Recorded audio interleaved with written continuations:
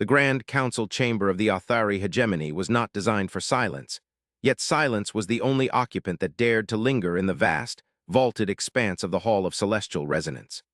The architecture itself, a marvel of biocrystalline engineering grown over millennia from the living rock of the planet's crust, usually hummed with the harmonic vibrations of 1,000 delegates, a symphony of governance and diplomacy that spanned a dozen star systems.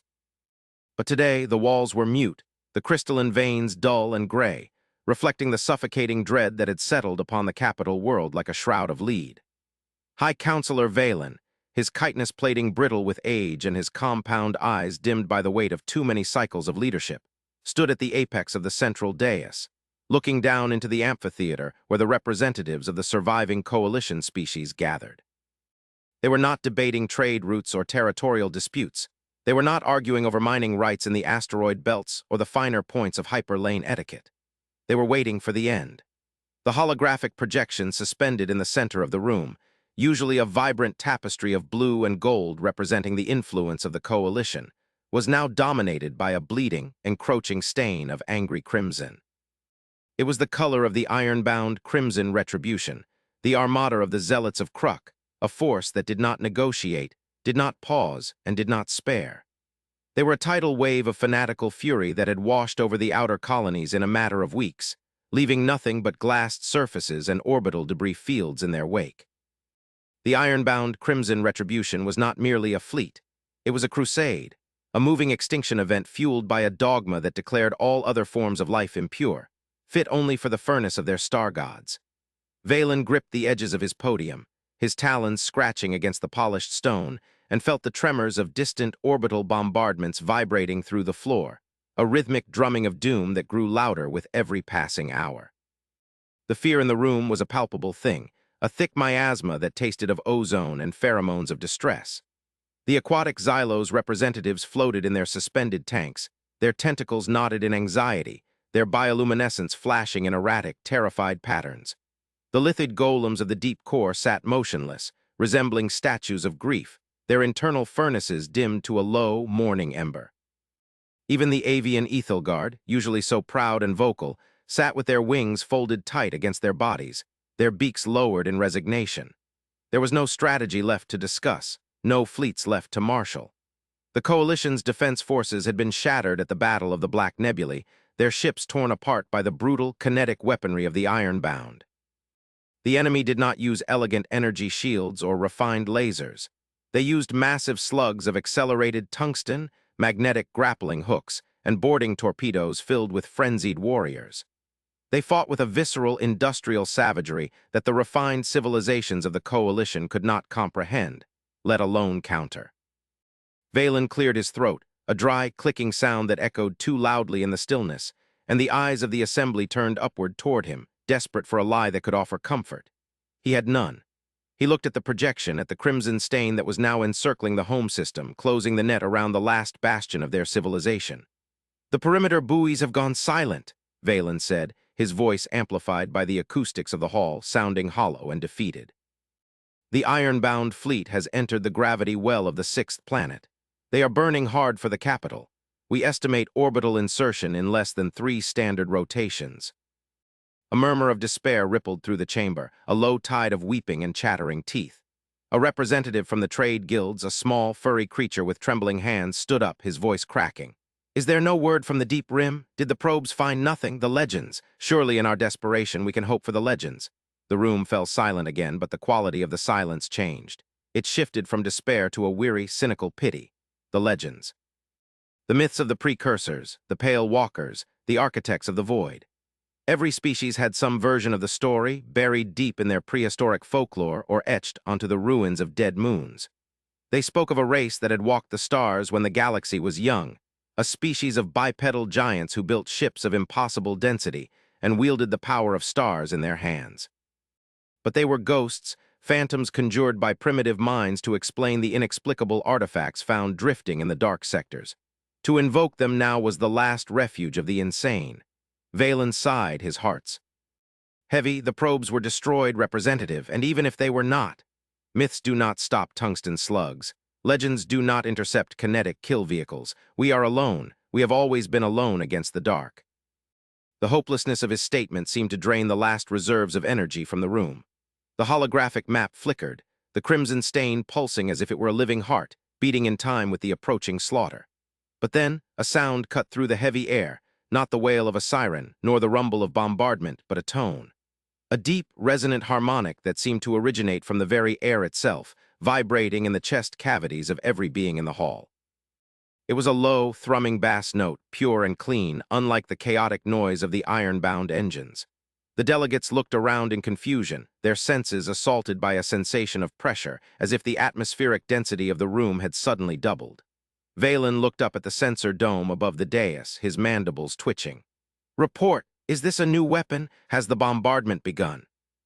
The chief sensor operator, a multi-limbed technician fused into his console, looked up, his face a mask of utter bewilderment.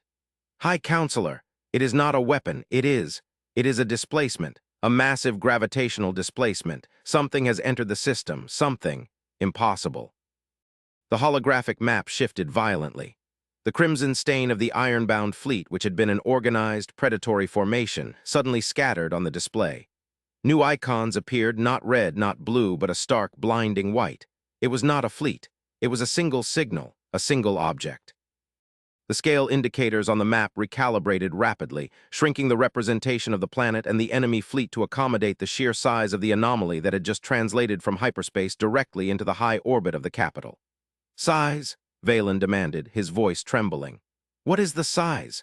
The technician's hands flew over the controls, but he stopped, staring at the data. It defies the classification charts, Counselor.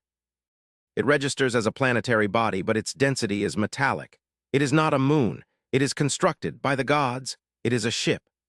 The main view screen of the council chamber, a massive wall of liquid crystal, flickered to life, tapping into the orbital telescope feeds. The image that resolved caused the entire assembly to gasp as one, a collective intake of breath that sucked the oxygen from the room. Hanging in the void above their world, eclipsing the sun and casting a terrifying shadow across the northern hemisphere, was a vessel of such archaic and brutal grandeur that it hurt the mind to comprehend it. It was not the smooth, organic curves of the Authari, nor the jagged, spiked industrialism of the ironbound. It was a slab of gray geometry, a flying fortress of gunmetal and scarred armor plating that looked as though it had been forged in the heart of a dying star and quenched in the blood of gods. It was a rectangle of violence, kilometers long, bristling with antenna arrays, weapon batteries the size of cities, and engine thrusters that glowed with a pale blue Cherenkov radiation. It bore the scars of 1,000 battles, deep gouges in its hull, scorch marks that spanned kilometers, and patches of fresh armor welded over ancient wounds. It looked old. It looked tired. But more than anything, it looked unstoppable.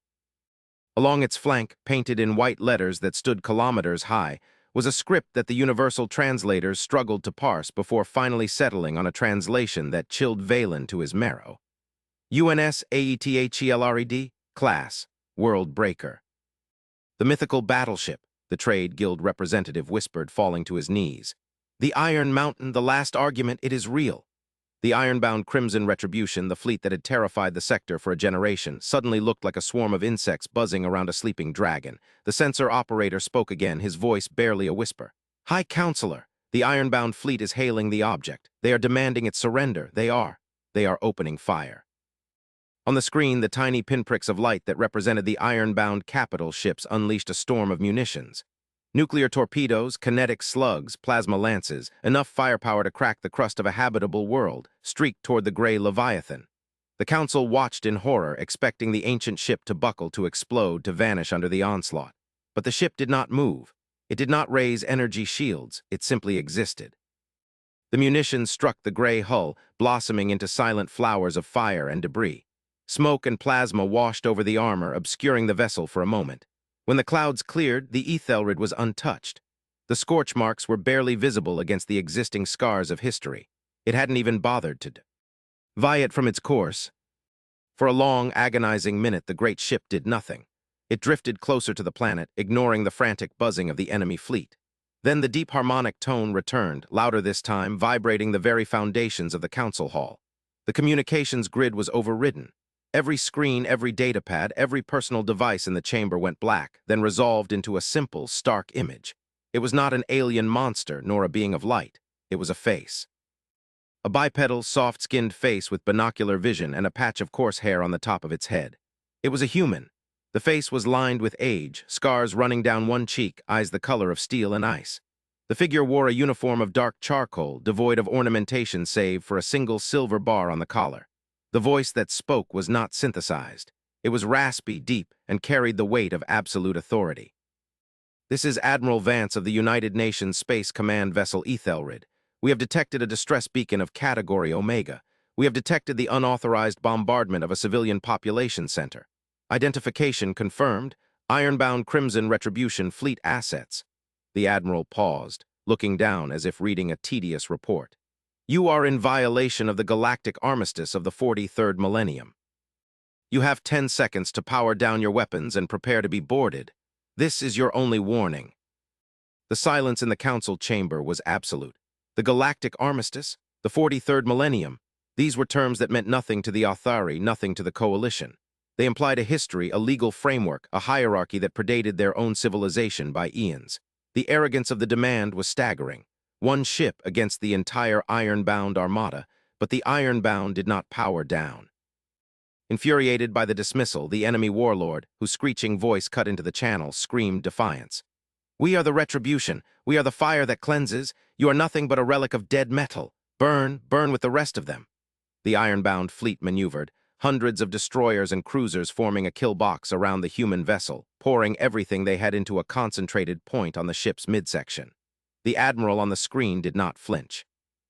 He did not yell orders. He simply sighed, a sound of profound disappointment, and tapped a command on his console. "Very well," he said. "Gunnery control, solution Alpha 9, kinetic suppression, do not crack the planet."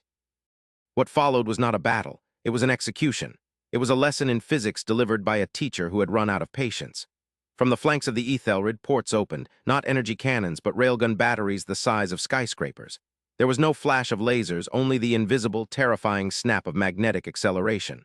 Slugs of dense alloy, accelerated to a fraction of the speed of light, tore through the void. They did not explode. They simply erased what was in their path. The lead ships of the ironbound fleet, the massive dreadnoughts that had terrorized the Coalition, simply ceased to exist as coherent structures. One moment they were there, firing their weapons. The next, they were expanding clouds of hypervelocity dust. The human ship rotated with a grace that belied its mass, its point defense grid coming alive.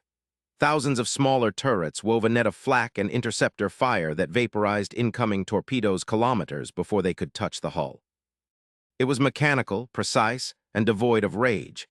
It was the difference between a brawler flailing in a rage and a surgeon excising a tumor. Inside the council chamber, the delegates watched with their mouths open, tears streaming from their eyes. They were witnessing the wrath of a god. The ironbound fleet broke formation. Panic, for the first time in their history, took hold of the zealots. Ships collided with one another in their haste to flee the gray monolith. But the Ethelred was not finished. "Tactical," the admiral's voice echoed calmly.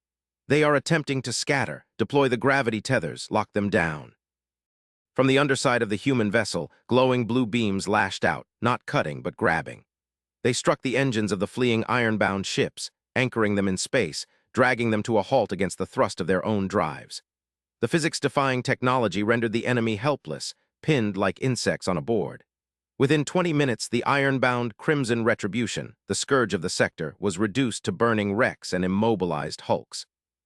The Ethelred hung amidst the carnage, silent once more, its weapons retracting, its cooling vents venting vast plumes of steam into the vacuum. Valen slumped against his podium, his legs giving way. He was not sure if he should cheer or hide.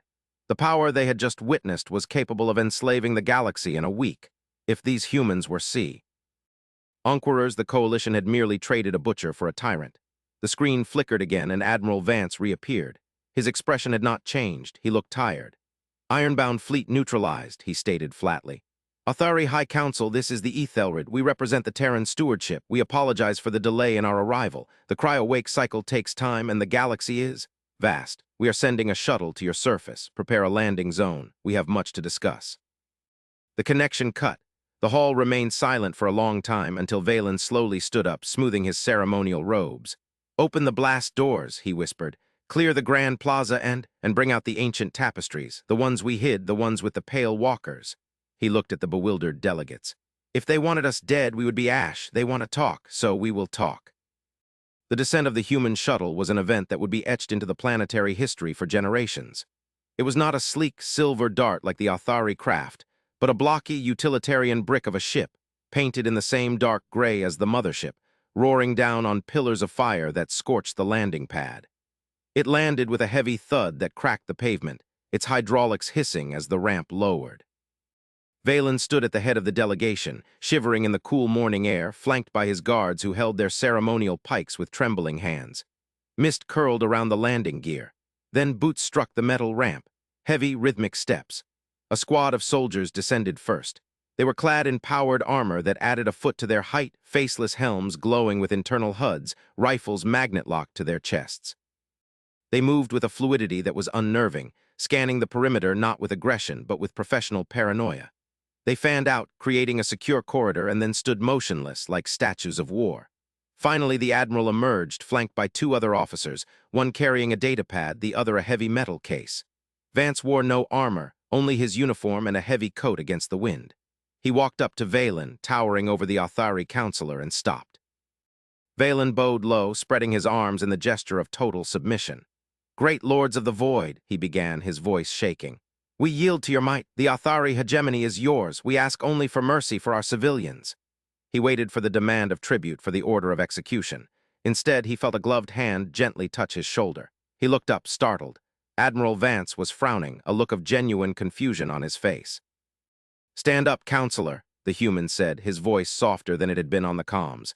"We didn't come here to conquer you. We don't want your planet. We have plenty of our own." He gestured to the sky where the Ethelred hung like a second moon. "We are not the Ironbound. We are the Shield." Valen blinked, his compound eyes processing the information slowly. "The Shield, but the stories, the world breakers."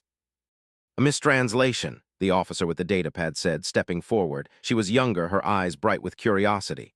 "We break worlds that need breaking to save the ones that deserve saving. We are the Terran stewardship. Our mandate is the preservation of sapient life against existential threats." She tapped her pad, projecting a hologram of the galaxy between them. "We have been asleep, watching, waiting. The beacons were set thousands of years ago before your people discovered fire. We only wake up when the equation turns red." Valen looked at the hologram. "The equation?" Vance nodded. "The calculus of extinction, war is common, squabbles over resources, borders, religion. We let those play out. Species need to grow to learn even if it's painful. We don't interfere in politics, but the Ironbound," his face hardened. "They weren't just conquering, they were sterilizing. They were crossing the line between war and erasure. That triggers the protocol. That wakes the dogs." You are the Guardians?" Valen asked, hope warring with disbelief. Why protect us? We are nothing to you. We are weak." Vance looked at the alien counselor, and for a moment the steel in his eyes melted into something ancient and sad. "Because we were you once, a long time ago. We were small and frightened and surrounded by wolves, and there was no one to come for us. We had to become the monsters to survive the monsters. And when we won, when we stood alone in the ruins of our enemies, we made a promise that no one else would have to walk that road alone, not if we could help it." He gestured to the heavy case the other officer was holding. "We didn't just come to stop the Ironbound, counselor. We came to offer you a seat at the table, a real table." The diplomatic sessions that followed in the next few days were unlike anything the Coalition had ever experienced. The humans did not dictate terms. They sat, they listened, they drank the Authari's bitter tea and ate their strange fruit. They shared data, not weapons technology, not yet, but medical knowledge, agricultural sciences, energy efficiencies that could end the resource scarcities driving half the wars in the sector. They were intensely curious, fascinated by the culture, the art, the music of the Coalition species. The soldiers who stood guard would occasionally be seen lowering their rifles to let curious Authari children touch their armor, the faceless helms tilting in amusement. It was a cultural shock of the highest order. The galaxy's ultimate killers were also its most patient anthropologists, but there was an undercurrent to their kindness, a tension that Valen could not ignore. The humans were always checking the sky. They were always monitoring the deep-range sensors. They were rebuilding the Coalition's defenses with a frantic, focused energy that suggested they were on a deadline. A week after the arrival, Valen found Admiral Vance on the balcony of the Citadel looking up at the stars. The Ethelred was undergoing repairs in orbit, drones swarming its hull like fireflies. "Admiral," Valen said, approaching softly, "the Ironbound are broken. Their leadership is in custody. The Coalition is celebrating, but you, You do not celebrate." Vance didn't turn around immediately. He took a drag from a small, burning stick of tobacco, a habit he called a vice, and exhaled a cloud of smoke into the night air. "The ironbound were a symptom, Valen, not the disease." The Admiral turned, his face illuminated by the city lights below. "Do you know why they were so desperate? Why they were pushing so hard toward the core systems? We interrogated their warlord. He wasn't just a fanatic. He was terrified." Valen felt a chill that had nothing to do with the wind. Terrified, the ironbound feared nothing. "They feared what was behind them," Vance said grimly. "They were running. Their crusade was a migration. They were burning a path to the center of the galaxy because the outer rim is dying." He tapped his wrist comm, and a projection appeared in the air between them. It was a map of the galactic arm, but the outer edges were dark, not empty dark. Stars were vanishing. "We call it the Great Silence," Vance said. "We detected it before we went into cryo-sleep. It's why we built the Ethelred and her sister ships. It's why we scattered ourselves across the galaxy and went dormant, to wait for it." "What is it?" Valen whispered, looking at the encroaching darkness on the map. "A plague, a nebula." "A hunger," Vance replied. "An extragalactic swarm, biological, technological, we aren't sure yet, but it consumes energy, it eats stars, it eats civilizations. It's been moving toward this galaxy for 1,000,000 years. The Ironbound felt the first ripples of it. They ran, they tried to take your worlds to fortify themselves." The Admiral looked Valen in the eye. "We stopped the Ironbound because they were causing chaos when we need order. We need unity. Because it is here, Counselor. The vanguard of the swarm will hit the perimeter systems in less than a year." Valen staggered back, gripping the railing. The relief of their salvation evaporated, replaced by a horror far greater than the Ironbound. "Then, we are doomed if it eats stars. What can we do, even with your ship?" "One ship." "Not one ship," Vance corrected. "The Ethelred is just the wake-up call, now that we have a secure operational theater, now that we have allies." He smiled, a grim, wolfish grin. "We are sending the signal. The Ethelred isn't the fleet, Valen, it's the trumpeter." He pointed to the sky. "Look." High above, near the silhouette of the massive battleship, space began to distort. Not once, but a dozen times, then 100, then 1,000. Points of light, sharp and brilliant, began to tear through the fabric of the void. "The signal has gone out," Vance said, his voice swelling with a pride that was almost religious. "To the dark nebulas, to the hollow moons, to the Dyson spheres we built in the silence. The Terran stewardship is waking up, all of it." The sky filled with ships. They were not all like the Ethelred. Some were sleek and needle-like, kilometer-long lances of silver. Others were massive spheres of polished chrome. Some looked like shards of obsidian, others like burning wheels of fire. There were thousands of them, a grand armada that had been sleeping in the dark, waiting for the call. The sheer mass of metal entering the system caused the tides of the planet to shift. It was a display of industrial might that defied logic. This was not a fleet. It was a civilization that had turned itself into a weapon. "We didn't save you just to be kind," Vance said, his voice low and intense. "We saved you because we need you. We need your logistics. We need your distinct way of thinking. We need the Golem's heavy manufacturing. We need the Xylo's hydroengineering. We are the warriors, Valen. We are the shield and the sword. But a sword needs a hand to wield it. A shield needs something to protect." He extended his hand to the alien. "The ironbound Crimson Retribution was a test, a small fire to see if the galaxy was ready for the inferno. You survived long enough for us to get here. That proves you are worth saving. That proves you can fight." Valen looked at the human's hand, small, flesh and bone, yet backed by the power to shatter stars. He looked up at the sky, now crowded with the fleet of legends, the mythical battleships that were no longer myths. He thought of the fear that had ruled them, and then he thought of the darkness coming from the rim. He realized that the era of petty squabbles was over. The era of the coalition was over. The era of the war for survival had begun. And for the first time, Valen did not feel fear. He felt a strange, cold resolve. He took the Admiral's hand. The grip was firm, warm, and reassuring. "What are your orders, Admiral?" Valen asked, his voice steady. Vance looked up at the armada at the gathering storm of humanity's return. "We mobilize," Vance said. "We fortify this sector. We turn your worlds into fortresses. We teach your people how to build the weapons we use. And then—" He turned back to the dark horizon of the night sky toward the invisible enemy approaching from the void. "Then we go to meet them. We draw a line in the black and we tell the dark, no further. We show them why the galaxy has been quiet for so long."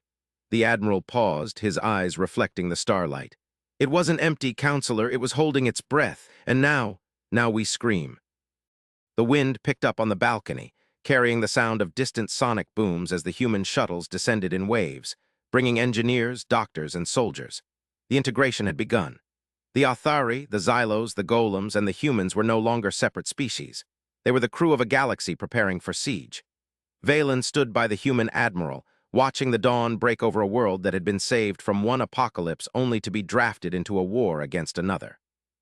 But as the sun rose, illuminating the gray hull of the Ethelred and the thousands of ships that now flanked it, Valen knew one thing with absolute certainty.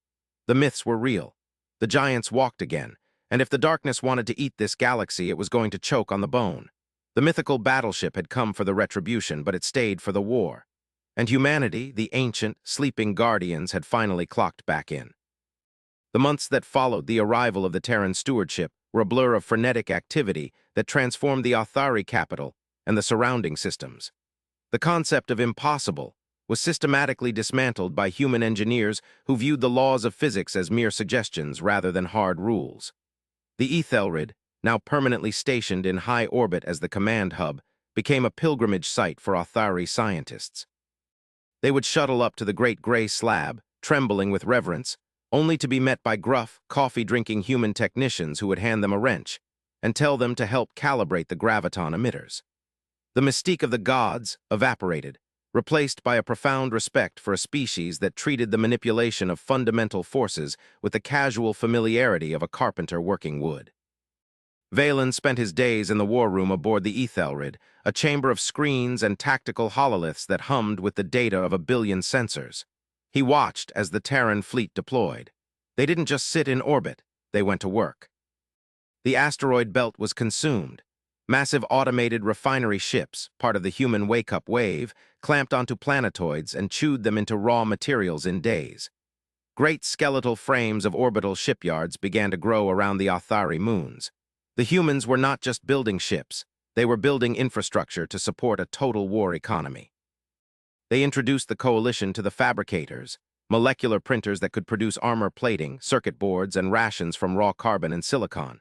The economic scarcity that had plagued the coalition for centuries vanished overnight, replaced by a singular, insatiable demand for energy and manpower. The humans provided the blueprints, the coalition provided the labor. It was a symbiosis of desperate necessity, but it wasn't just technology, it was philosophy. The humans held seminars in the grand amphitheaters of the capital. They didn't preach religion, they preached the doctrine of the line. A wall is only as strong as the people standing behind it, a human philosophical officer explained to a hushed crowd of golems and Ethelgard. We build the ships, we build the guns, but you must build the will. The enemy, the void, hungers, they do not feel fear, they do not bargain, they are trophy given form. To fight them you cannot just be brave. Bravado dies, you must be stubborn, you must be logical, you must accept that you might die and decide that your death will cost them more than they can afford to pay. That is the Terran way. We do not fight to survive, we fight to win.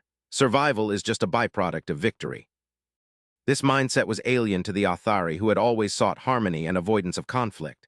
But as they watched the simulations of the encroaching darkness, they understood. Harmony required a safe space to exist. The humans were the ones building the fence so the garden could grow. Valen found himself changing. He walked straighter. He spoke with more directness. He stopped worrying about political favors and started worrying about logistics chains. He was becoming, in a small way, human. One afternoon, a crisis emerged. A scout wing of the Ironbound, remnants that had escaped the initial purge, had regrouped in a nebula on the edge of the sector. They were broadcasting fanatic messages, trying to rally a suicide strike against the false gods and their alien slaves. In the old days, the council would have debated for weeks. They would have sent envoys. They would have wrung their hands. Admiral Vance summoned Valen to the bridge. "We have a rabid dog in the backyard," Vance said, pointing to the red blip on the tactical plot. "They are trying to lure us into the nebula, standard guerrilla tactics, disrupt our supply lines. We don't have time for this." Vance looked at Valen. "This is your sector, Counselor. This is your people's territory. How do you want to handle it?" It was a test. Valen knew it.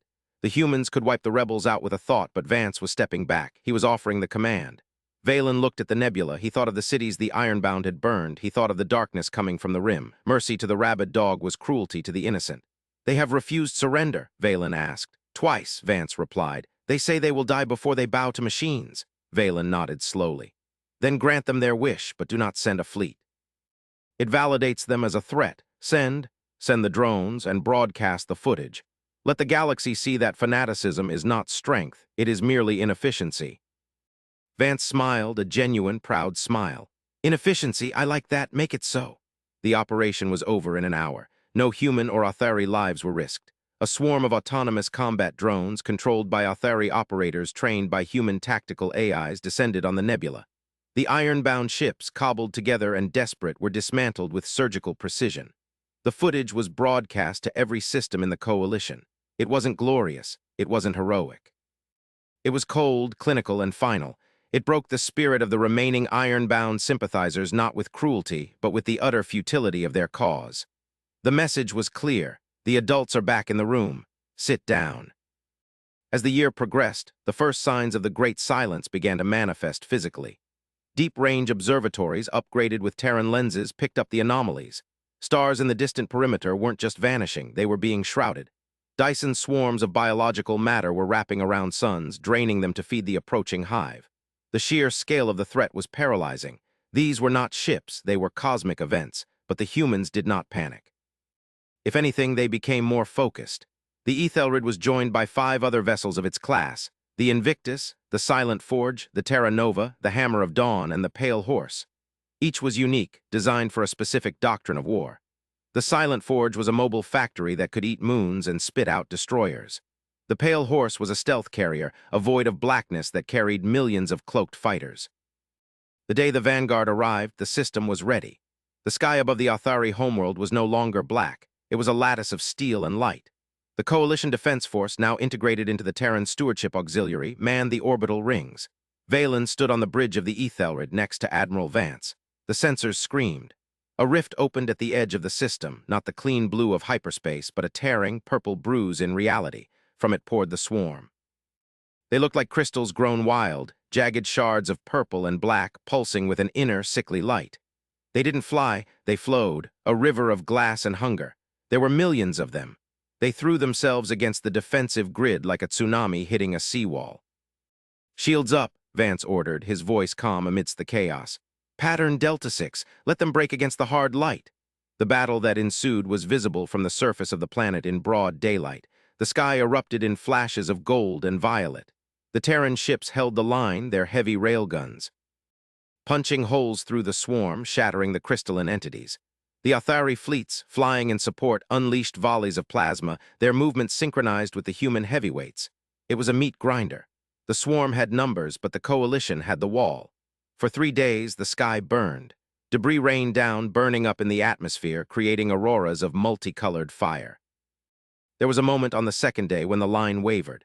A massive swarm entity, a hive queen the size of a small moon, broke through the perimeter and barreled toward the planet. It shrugged off nuclear fire. It absorbed laser blasts. It was coming to feed on the biosphere. Panic flared on the comms. "It's too big," a golem commander shouted. "We cannot penetrate its carapace." Vance looked at the tactical plot. He didn't blink. "All ships clear the lane," he said. "The Ethelred will take point." "What?" "Admiral," Valen asked, alarmed. "You cannot ram that thing. It is 10 times your mass." "I'm not going to ram it, Counselor," Vance said, his hand hovering over a key encased in glass. "I'm going to introduce it to the reason we are named World Breakers." He flipped the glass cover open. Underneath was a button marked simply, Singularity. "Engineering, unlock the core, target the entity, fire the grav lance." The Ethelred shuddered. The lights on the bridge dimmed to emergency red. The humming vibration that had signaled its arrival returned, magnified 1,000 times. From the bow of the ship, the great gray slabs of armor parted, revealing a channel that glowed with the darkness of a black hole. A beam of pure gravitational distortion shot out. It wasn't a laser. It was a tunnel of twisted spacetime. It struck the Hive Queen. There was no explosion. Instead, the massive crystalline entity began to fold in on itself. Space crunched. The creature shrieked, a psychic scream that was felt by every telepath in the system, as it was crushed into a sphere the size of an apple, then vanished into a flash of hawking radiation. The shockwave cleared the skies for 1,000 kilometers. Silence fell over the bridge. Valen stared at the empty space where the moon-sized monster had been. You weaponized a black hole," he whispered. Vance closed the cover on the button. "Miniature event horizon, very unstable, but effective for taking out the trash." He looked at Valen. "That was the Vanguard. The main body is still years away, but we hurt them. We proved they can bleed, and if they can bleed, we can kill them," Valen finished, the words tasting like iron in his mouth. The battle ended shortly after. The remaining swarm, leaderless and disoriented, were mopped up by the hunter-killer squadrons. The coalition had survived. The celebration was subdued this time. There was no dancing in the streets, only the grim satisfaction of veterans. The people looked up at the Ethelred, scarred and venting plasma, and they didn't see a god anymore. They saw a brother. A big, dangerous, protective brother. In the aftermath, the political landscape of the galaxy changed forever. The Athari hegemony dissolved, reforming into the galactic bulwark. The borders were opened. The old rivalries were forgotten. The ironbound remnants, seeing the true face of the enemy, came out of the shadows, begging for amnesty, begging to be allowed to fight. Vance granted it. "We need every gun," he had said. "Even the ones held by madmen, as long as they point them in the right direction." Months later, Valen stood in the Great Hall, which was now filled with humans, Athari, golems, and even penitent ironbound. He was addressing the new Joint Council. He looked at the diverse faces, at the uniforms that blended the aesthetics of a dozen worlds. He thought of the title of the story that had brought them here, the mythical battleship. It wasn't the ship that was the myth. The myth was the idea that they were alone. The myth was that they were helpless. "The universe is dark," Valen said, his voice strong, amplified across the worlds. "It is full of horrors that want to consume us. For eons we hid, we prayed, we hoped they would pass us by, but hope is not a strategy. We have learned a new word, a human word." He looked at Admiral Vance, who stood in the back, arms crossed, nodding approvingly. "That word is defiance. The mythical battleship was real. It came for the retribution, but it found something else. It found a family. And together we will burn so bright that the darkness will fear us." Valen raised his fist, a gesture he had learned from the Terran Marines. "For the stewardship, for the coalition, for the light." The roar that answered him shook the crystalline walls of the chamber, a sound of unity that transcended biology. Outside, in the cold vacuum, the Ethelred turned its sensors toward the deep dark, its engines humming a low, dangerous lullaby. The war had just begun. But for the first time in the history of the Lakesea, the outcome was not written in stone. It was written in steel and spirit, and the indomitable will of a species that had looked into the abyss and spat in its eye. The humans were back, and they had brought friends. The twist, however, was not just the invasion. As the years turned into a decade of fortification, a deeper truth emerged from the archives of the Ethelred. Valen found it one night decrypting an old file with Vance. The Great Silence wasn't just an enemy. The swarm wasn't just an alien predator. The genetic markers, they matched. The swarm shared DNA with the precursors, with the humans. Vance looked at the data, his face pale. "They aren't aliens, Valen," the Admiral whispered. "They are us, a splinter faction from millions of years ago. A branch of humanity that embraced biological ascension, that consumed everything to become perfect. They are the ironbound of our own history, taken to the ultimate extreme." Valen stared at the screen. The monsters coming to eat them were not strangers. They were the lost siblings of their saviors. The humans were not just guarding the galaxy from a threat. They were cleaning up their own ancient mess. It added a layer of tragedy to the conflict that weighed heavily on Vance. "We aren't just fighting for survival," Vance said, his voice cracking with a rare emotion. "We are fighting for redemption. We created them, and now we have to end them." This revelation did not break the alliance. It strengthened it. The Athari saw the burden the humans carried, the guilt of an ancient sin. They realized the mythical battleship was also a penitent monk seeking atonement in the fire of battle. Valen placed his hand on Vance's arm. "Then we shall help you carry it, Admiral. If they are your fallen brothers, then we will help you grant them the peace of the grave. We are one now. Your sins are our sins. Your war is our war." And so the galaxy turned to face the dark, not as master and servant, not as savior and saved, but as equals bound by blood and steel. The mythical battleship had come to stop a small war, only to reveal the ultimate truth, that the greatest battles are not fought against monsters, but against the shadows of one's own past. And in that battle, humanity would never be alone again. The Ethelred charged its main guns, the Athari fleets fell into formation, and the combined voice of a united galaxy screamed its defiance into the encroaching night. The retribution had come, but it was not crimson. It was ironbound, and it was eternal.